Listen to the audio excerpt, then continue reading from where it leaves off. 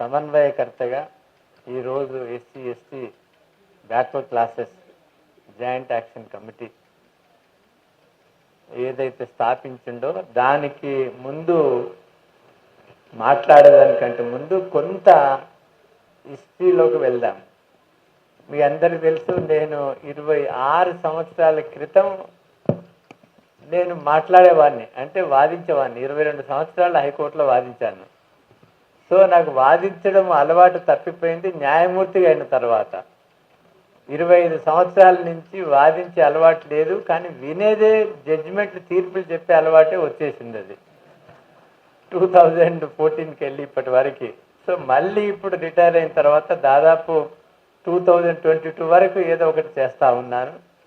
ఏదో ఒకటి చేసినా కూడా నేను న్యాయవాదిగా అయినా కూడా, న్యాయమూర్తిగా అయినా కూడా ఏదో బీసీ కోటలు మాత్రం కాలేదు. నా ఉన్న మెరిట్ ప్రకారమే అయినానని నేను చెప్పగలుగుతాను. కాకపోతే నేను పదవిలో ఉన్నప్పుడు, నాకు అవకాశం వచ్చినప్పుడు మున్సిపల్ మెజిస్ట్రేట్లు కానీ, అపాయింట్మెంట్స్లో కానీ వీలైన కాడికి ఎస్సీ ఎస్టీ బీసీలను ఓపెన్లో కూడా సెలెక్ట్ చేసి మెజారిటీ 75% వరకు సెలెక్ట్ చేసే అటువంటి అవకాశము నాకు కలిగింది. నేను ఆ విధి అట్లా నిర్వహించుకున్నాను. తర్వాత చేసిన వాళ్ళకు కూడా తెలియదు, ఇట్లా ఎలా సెలెక్ట్ అయింది కూడా తెలియదు.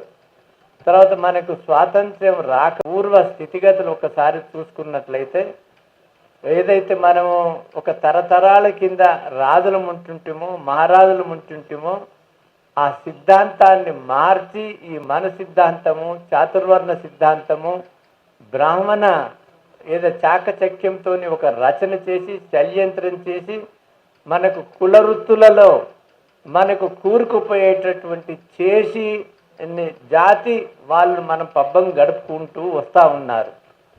దానికి మనము ఆ రోజు వాళ్ళు జమీందారులు అంటే మనకు తురుష్కులు, సాహెబులు 400-500 ఏళ్ళు పాలించిన తర్వాత, బ్రిటిష్ వాళ్ళు వచ్చిన తర్వాత కూడా మధ్యవర్తులు అంతా రాజు, రెడ్లు, వెలుమలు 14 సంస్థానాలు ఉంటే 12 రెడ్లయి, 1 వెలుమలది, 1 కర్ణపోలది. భూమి అంతా వాళ్ళ చేతుల్లో ఉంది కాబట్టి అధికారం అప్పటి నుంచి వాళ్ళు అనుభవిస్తున్నారు. కాబట్టి తెలంగాణలో ఒక ప్రత్యేకమైన పరిస్థితులు ఉన్నాయి. మనం రాజ్యాంగం రాకముందు ఏదైతే మనకు జ్యోతిరావు పూలే విద్యతోనే, సోదరి అంటూ ఉంటుండే, విద్యతోనే మనకు అభివృద్ధి వస్తుంది కాబట్టి తన సతీమణిని సావిత్రిబాయి పూలేని ప్రథమ టీచర్గా చేసి తర్వాత ఆ ఉద్యమాన్ని స్థాపించినటువంటి మహానుభావుడు పూలే అడుగుజాలలలో అప్పుడున్న బ్రిటిష్ గవర్నమెంట్ 7 సార్లు జనగణన చేసి దాని యొక్క పూలే శిష్యుడైనటువంటి సాహు మహారాజు 1902లో 50% రిజర్వేషన్స్ బీసీలకు ఇవ్వగలిగినాడు, డౌన్ ట్రౌడన్ పీపుల్కి ఇవ్వగలిగినాడు. దాని తర్వాత స్వాతంత్రము వచ్చే పోరాటంలో బాబాసాహెబ్ అంబేద్కర్ యొక్క కాంట్రిబ్యూషను మనం ఎంత వర్ణాతీతమైనది. మనకు ఏదైతే పూనా ప్యాక్ట్ ఉందో, లేకపోతే మనకు కాన్స్టిట్యూయెంట్ అసెంబ్లీ ఏర్పాటు చేసిన తర్వాత ఎన్నో డిబేట్స్ అయినాయి. ఆ డిబేట్స్లో ఒక మంచి డిబేట్ ఒకటి మీ ముందుకు ఉంచుతానది ఏంటంటే, ఒక నాగప్ప అని ప్రెసిడెన్షియల్ ఇది minority commission report, constitution assembly ఏదైతే మద్రాస్ జనరల్లో మునుస్వామి పిల్ల ఏమన్నాడంటే, మళ్ళా స్వాతంత్రం వస్తే ఆ మన సిద్ధాంతమే, చాతుర్వర్ణ సిద్ధాంతమే వచ్చి మా బీసీలను అలగదొక్కే రోజులు మళ్ళీ మొదలైతాయని మాకు భయం అవుతుందని మునుస్వామి పిల్లే అన్నాడు. నాగప్ప, మన విశారదన్ లాంటి ఒక నాగప్ప ఏమన్నాడంటే, I would suggest that it would have been better if it has been provided in the report itself. For instance, a particular community will have its share according to its population. I do not want to rob Peters to pay Paul. It is very bad policy. I want my due share, though I am innocent, ignorant, dumb, yet I want you to recognize my claim. Do not take advantage of my being a dumb, do not take advantage of my being innocent. I only want my due share and I do not want anything more. I do not want, like others, weightage or a separate state. Nobody has a better claim than us for a separate state. We are the aboriginals of this country. అంటే ఏమన్నాడంటే ఆయన నాగప్ప, మేము స్వాతంత్రము రాజ్యాంగంలో ఎవరు జనాభా ఎంత ఉందో వారికి అంత వాటా రావాలా. సోషల్ ఎకనామిక్ పొలిటికల్ జస్టిస్లో, అడ్మినిస్ట్రేషన్లో, ఎగ్జిక్యూటివ్లో ఎవరి కులానికి ప్రపోర్షనట్గా వాళ్ళకి వాటా రావాలా. ఒక జాయింట్ ఫ్యామిలీలో ఒక జమీందారికి అయినా ఒక రైతుకైనా ఒక గుంటోడు గుడ్డోడు చదువు వచ్చినోడు చదువు రాకపోయినా అందరికి సమానంగా పనిచేస్తాడు. అలానే ఈ భారతదేశం, ఈ భారత పౌరులది. మేము వీఆర్ ఎబోరిజినల్స్, మేము ఆది మూల నివాసులము. కాబట్టి మాకు మా ప్రతి దాంట్లో కూడా మాకు చదువు వచ్చినా తెలియకున్నా గుడ్డోళ్ళమైనా ఏదైనా మీ వాట మీకే, మా వాట మాకే అని ఆ రోజు ఇటువంటి వాదనలు కాన్స్టిట్యూయెంట్ అసెంబ్లీలో జరిగినాయి.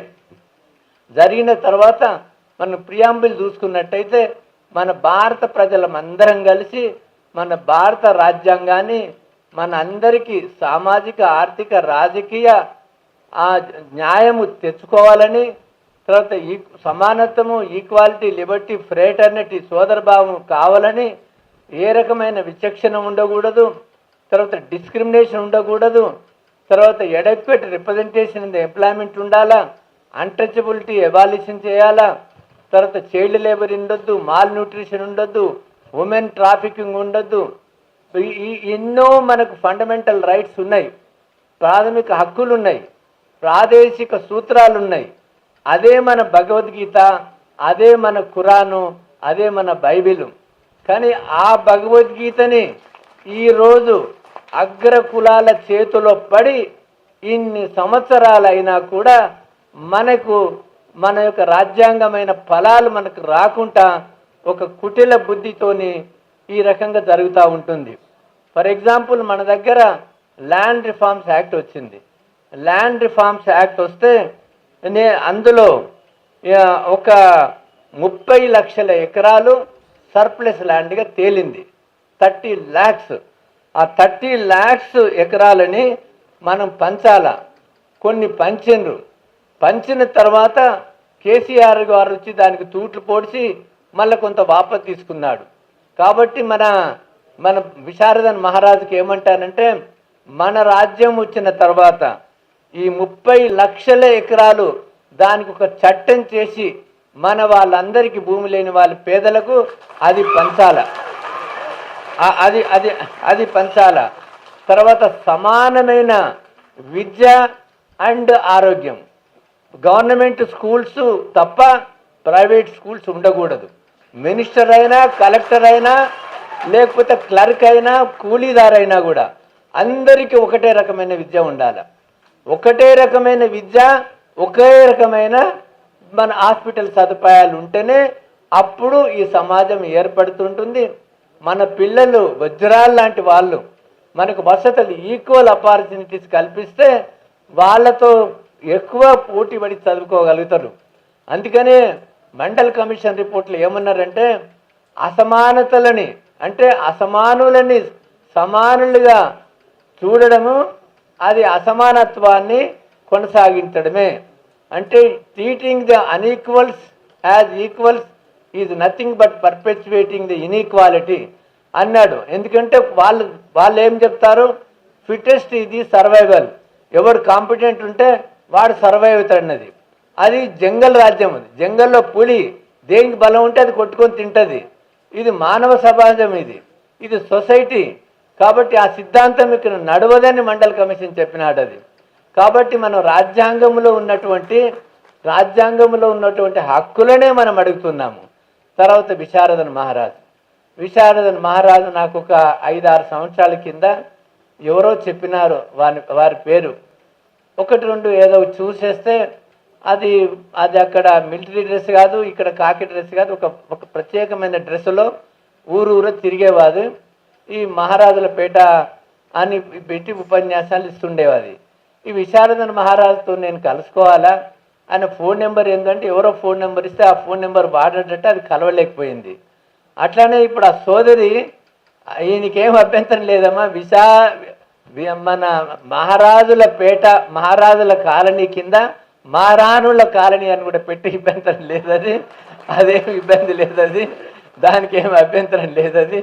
తర్వాత విశారదన్ మహారాజు ప్రజలకెళ్ళి వచ్చిన వ్యక్తి, ప్రజలు నేర్పినటువంటి యొక్క జ్ఞానం అతనికి. కాబట్టి ఆ రోజు ఒక్క చాణక్యుడు ఒక్క అశోక మహారాజ్ చక్రవర్తిని తయారు చేసినాడు. ఈరోజు మా చిరంజీవులు అటువంటి వాళ్ళు ఎంతోమంది చాణక్యులు, మీ అంత ప్రజలు, మీదంత కార్యకర్తలు ఇంతమంది ఉన్నప్పుడు ఆయన అశోక చక్రవర్తి లాగా మన తెలంగాణని అందరికీ సమానమైన హక్కులు ఇచ్చి ముందుకు వెళ్ళేటువంటి శక్తి యుక్తి ఉంది. కాకపోతే మనందరికీ తెలుసు, మనకు అంబేద్కర్ మీద ఎన్ని ప్రయోగాలైనాయో, సావిత్రిబాయి పూల మీద ఎన్ని ప్రయోగాలైనాయో, తర్వాత నేను ఒక న్యాయమూర్తి అయినా కూడా నా మీద కూడా క్షుద్ర శక్తులు కుద్రయుక్తులు, ఒక చీఫ్ జస్టిస్ సుప్రీంకోర్టు చేసిన అతని వ్యక్తి, ఒక ముఖ్యమంత్రి కలిసి ఒక కుట్ర చేసినా కూడా, సుప్రీంకోర్టు ఒక జడ్జితో ఎంక్వైరీ చేసినా కూడా నేను ఒక్కరోజు వణుకలేదు, బెనకలేదు, తొనకలేదు. నేను అది దాంట్లో బయటపడ్డా.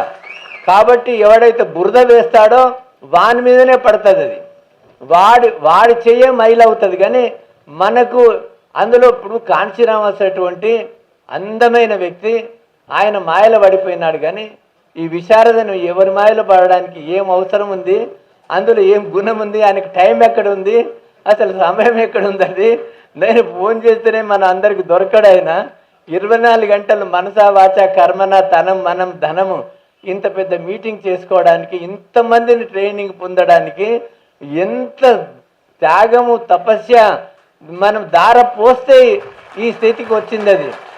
కాబట్టి వివేకానందుడు ఏమన్నాడు, నాకు 100 బ్రహ్మచారులను ఇస్తే ఈ భారతదేశం యొక్క రూపురేఖలు మారుస్తానన్నాడు. మీరు 100 మంది కాదు, ఇంతమంది 100ల మంది ఆయన సైనికులు కాదు, రేపు కాబోయే political leaders, MPs, MLAs, judges, IAS officers, IA officers, ఎంత బలము మీరందరూ ఉన్నారనంటే దానికి ఏదైతే స్వచ్ఛత ఉంటుందో, సత్యమేవ జయతే, ఏదో కొన్ని శక్తులు ఉంటాయి బదనాం చేస్తాయి, కానీ మనకు ఒకటే లక్ష్యము శుద్ధి ఉంటే ఆ లక్ష్య సిద్ధి ఉంటుంది, లక్ష్య సాధన అవుతుంది. కాబట్టి గంగ లెక్క మనం ప్రవహిస్తూ ఉంటే మిగతా అన్ని చిన్న చిన్న ఉపనదులు కూడా అన్నీ వచ్చి ఒక బ్రహ్మాండంగా గంగా నదిగా ఏర్పడి, ఒక బ్రహ్మపుత్ర నదిగా ఏర్పడి మనం సాధించుకోవడానికి మరి చాలా దూరం లేదని నేను భావిస్తూ, నేను భవిష్యం కూడా నాకు ఆలోచిస్తూ ఉంది. ఇంతవరకు అటువంటి నాయకుడు, నీతివంతుడు, నిజాయితీవంతుడు, ధైర్యవంతుడు, గుణవంతుడు ఎవడు దొరకలేడు. కాబట్టి అందుకని నేను ఈ స్థితిలో ఉన్నా కూడా విశారదన్ మహారాజ్ అంటే నాకు అతి ప్రేమ, అతి ఇష్టం కూడా. అందుకనే ఈరోజు నేను చిరంజీవి వారు కూడా వారికి 2 కండ్లై 2 చేతులై మేము కూడా పని చేస్తామని మీతోనే మన్నవించుకుంటూ ఈ అవకాశం ఇచ్చిన మీ అందరికీ కూడా. తర్వాత ఇంకొక విషయం, ఇటువంటి జేఏసీ ఏర్పడుతుంది. జేఏసీ ఏర్పడుతుంటే ఏమవుతుందంటే చాలా మనకు ఆ యొక్క జమీందారుల చేతులకు వెళ్ళిపోయినాము, మనం మధ్యవర్తుల చేతులకు వెళ్ళిపోయినాము. మన ప్రజలందరూ ఒక విచిత్రమైన ఒక వ్యసనానికి అలవాటు పడ్డారు, భూతానికి అలవడ్డారు, అది లిక్కరు నశ. కాబట్టి ఊర్లలో మన బట్టి భావజాలము చెప్తే కూడా సాయంత్రం వెళితే ఆ నశలో ఉంటారు. కేసీఆర్ పుణ్యమానే వారిన వాహిని నదులై ప్రవహించి జనరేషన్ అంతా పాడైపోతుంది.